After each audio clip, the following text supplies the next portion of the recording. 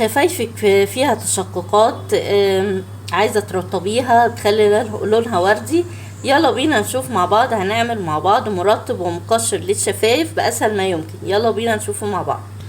السلام عليكم ورحمة الله وبركاته. اهلا بيكم في القناة. اللي اول مرة اشوف القناة يا ريت يدوس اشتراك ويفعل الجرس وما تنسوش اللايك.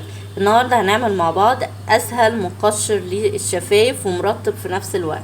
حاجة سهلة جدا، مكونات بسيطة، مفيش مكونات اصلا. يلا بينا نشوف مع بعض هنعمله ازاي. اول حاجة بجيب البولة بتاعتنا وبحط فيها معلقة من السكر الخشن بتاعنا.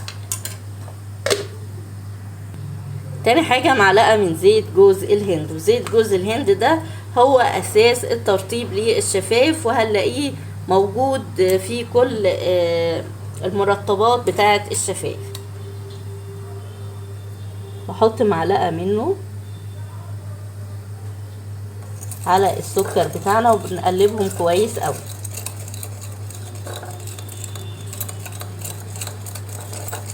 طبعا احنا بنزود الكمية على حسب ما بحتاج.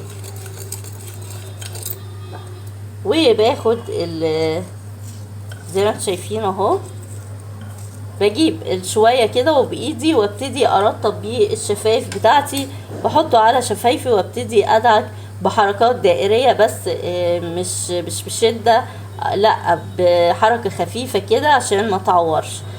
وبعد كده بمسح شفايفي بمنديل مرطب او منديل ورق، وهفضل استخدم الوصفة دي لغاية ما الاقي التشققات اللي في الشفايف او شفايفي ابتدت تبقى رطبة زي ما انا عايزة.